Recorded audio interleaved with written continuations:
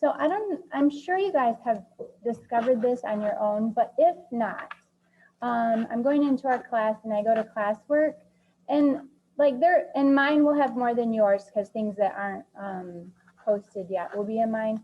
But if you guys, have you noticed over here, and on my MacBook it's up top, but on the computer it's on the side here, or I know on my MacBook it's a pull down menu up here. But you can like jump to, say you wanted to go to class resources.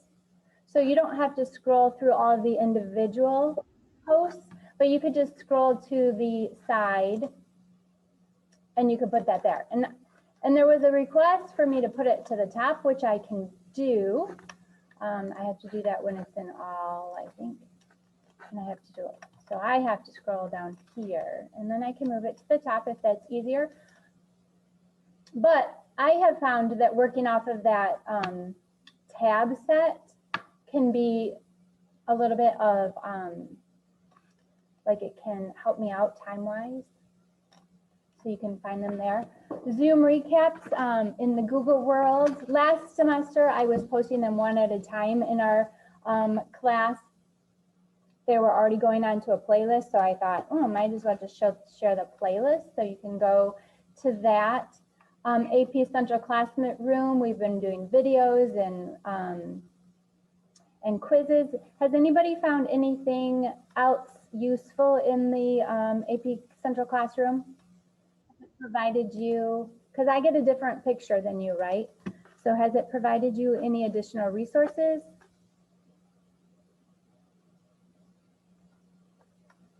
It gives you progress checks only when I release them. Does it give you practice questions? Even if I don't release them, does it automatically give you practice questions?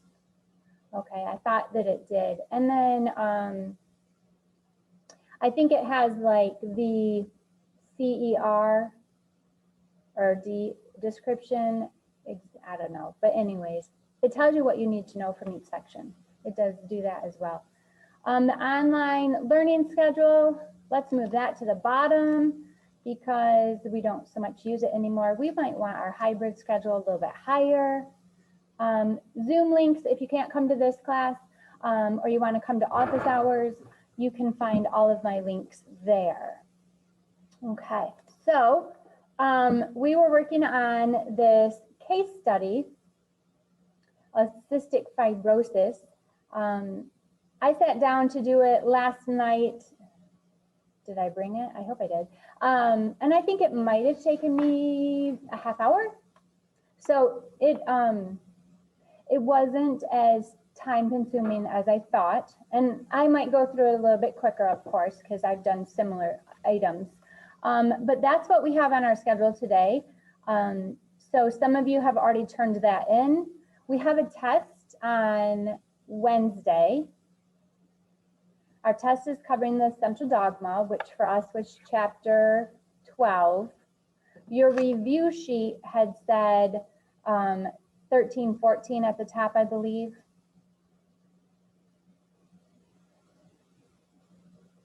Anybody remember where I posted that?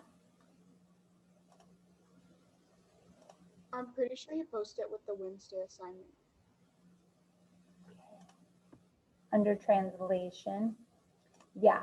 So if you're done with your worksheet, I can answer questions you might have on this. If you have questions on the worksheet, I can answer questions on that.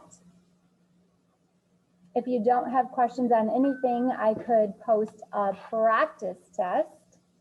But today was just kind of easing in. So we had 2 days to do the cystic fibrosis. See, now I'm not used to having that up there. We did this cystic fibrosis, and I was thinking maybe you did one and then you would do the other today. But do you have any questions on the cystic fibrosis activity? I actually do have a question. The last question, number 21, I didn't know what it was talking about. It talked about a profile labeled number 7, and I couldn't find that anywhere on it. Okay, number 21 you say? Yeah, the last one. And it's on the second worksheet, this one? No, it's on the case study, sorry. No worries. And my, when I printed this out, because I like to do paperwork away from the computer. When I printed it out, I discovered my printer needs ink. So some of the questions, this might have been one. Okay, if profile, so these, it's referring to this, that here, 1, 2, 3, 4, 5, 6, 7, 8. So these are different individuals. So these are the files. So this shows you the response with using just this one treatment. This is the response due to the other treatment. And this is a response when you use both.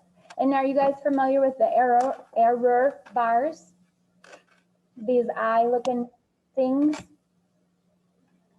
So when you see bar graphs, bars are typically averages, right? Because a single data alone isn't very, you can't count on it. Can't think of my R word right now. So you have to take lots and lots of data, and then you're calculating averages. And so this is the average. And what these bars say is that the true average may not be at this exact point. If this is 1200 maybe, that true average might be anywhere between maybe 1150 and 1250. So that error bar shows you the amount of error in that particular recording. So the true error might not be here. It could be above and below up until this point. And you can see some have greater error bars than others. So it was saying that Zoe is this individual number 7, which she was kind of unlike some of these other ones, because I generalized. I'm like, oh, the second treatment worked better than the first treatment. Oh, it still is true. I mean, for these other here, I was like, the second treatment worked not as good as the first treatment. But for her, the second treatment worked better. So she was a little bit, she responded differently. Her and, yeah, I think she is kind of unique in that she responded differently than that one. What kind of things did you come up with for those of you who finished both R550W? What did you guys, those of you who did it already, what did you guys say? Like F508DEL, they explained the F was for phenylalanine. 508 would be the position of that amino acid. It's the 508th amino acid. And DEL tells you that it was deleted. So this deleted the phenylalanine at the 508 position. And it used the same example, maybe it was on this sheet. It used the same example with the G being glycine. But then they threw an R at us, and that wasn't any of the amino acids, and a W. I even tried looking it up and I didn't find it. I could make guesses. I thought reversed, repeated. Ooh, maybe repeated.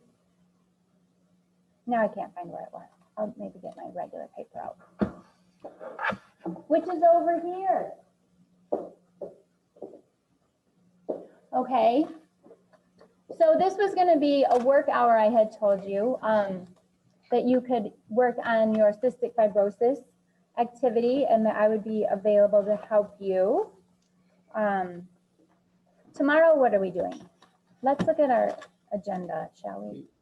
I got to check. Look, I found the question. It was number 11 on that page. Okay.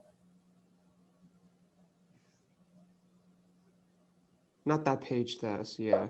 I'm sorry. This one, they look, this one, right? No, the other one, number 11. Sorry. Number 11. Does this make your guys' eyes dizzy? G551D, so glycine was deleted at the 551st position. It's named for the mutation that occurs with the normal glycine is repeated or replaced by aspartate or aspartic acid at that codon. Glycine at the 551 location switched to D, aspartate. What do you think? See, that was the one. Yeah, that's the one I was talking about. What do you think others with the R334W mutation? Does that sentence end? What do you think occurs? It should be a question mark. So what did you guys think? No, I just put normal R is replaced by W at colon 334. Yeah, that's an idea. This is where, so, and that would fit like what they were using, their mnemonic, or I mean, their naming system. The first letter was the amino acid that was affected. So like the F was phenylalanine and the G is glycine, but what is R? I used the diagram at the bottom. Like there's like letters that coincide with amino acids at the bottom. But is there an R? Oh, Yeah. oh, Miss Snook. I see, arginine. Yes, good eye. Good eye. So then W. So okay, so maybe, so what arginine was replaced by tryptophan. Oh, so smart, Sophia. Yes, I like it. I'm gonna write that.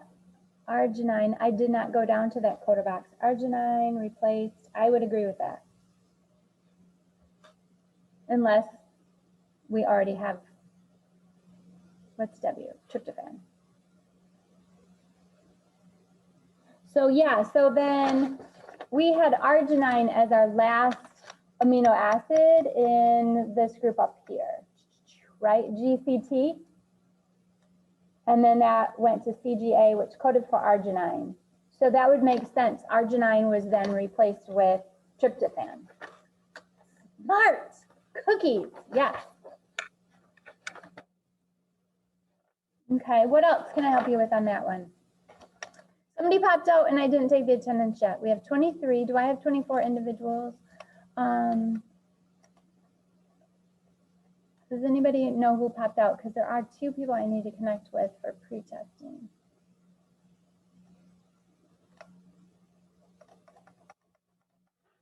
Okay. Good thought, good thought. Any other questions on that one? And if you're not in the 11 that turned it in, maybe you want to work on that. So I'm not gonna, you guys are gonna have a big day today, so you don't need to take in new information. Does anybody want me to go through any of these things yet? I want to get out my own. I'm going to just walk to the other side of my desk to get my binder because I think I have notes on this. Be right back. This is my biggest binder. DNA, there's so much. I do like having my paper references. That's a good thing.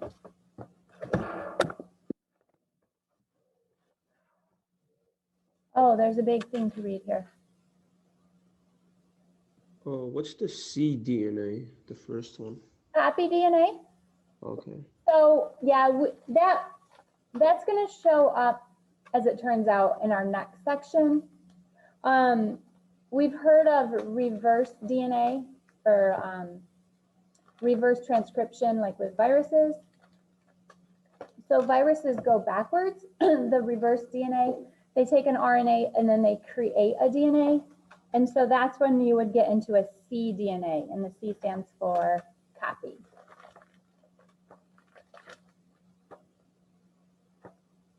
What other ones can I answer or help you out with? I don't have any notes on that. Plasmid? What's that, Rosalind? No, plasmid. It's like. Oh, okay. Yep, and plasmid again is going to be one of those that's going to end up, we'll do more with it as soon as we are done with this test, actually. So like bacteria, you know, they have their regular DNA, and then that codes for all their basic traits, and it makes them the bacteria that they are. Plasmids are extra segments of DNA. Sometimes they're pieces picked up from the environment. I just thought, oh, dashboard's not gonna help me. So those plasmids then have like special features. And we can actually make use of those plasmids in the lab. So when we're trying to like insert a gene, and so that was, we could go with that cystic fibrosis piece, right? If we wanted to try to correct the mutation in the cystic fibrosis by inserting a proper coding for that gene, we might use a plasmid to shuttle that gene. So they're extra pieces of DNA in a bacteria. This is their chromosome. So this is their basic traits. And these are additional features. And we've used those a lot, and that's the next chapter. We've used those a lot in the lab to investigate genes of interest, like insulin. One of the labs we're supposed to do, and we're not gonna do it. I talked to Ms. Butcher, I'm like, I don't know, what do you think? And she didn't think we should do it. But is the P-Glow lab, where we make bacteria glow in the dark. And what we do is we use a plasmid, and then we insert a fluorescing gene from a jellyfish into our bacteria, and then our bacteria glows. What else can I answer for you?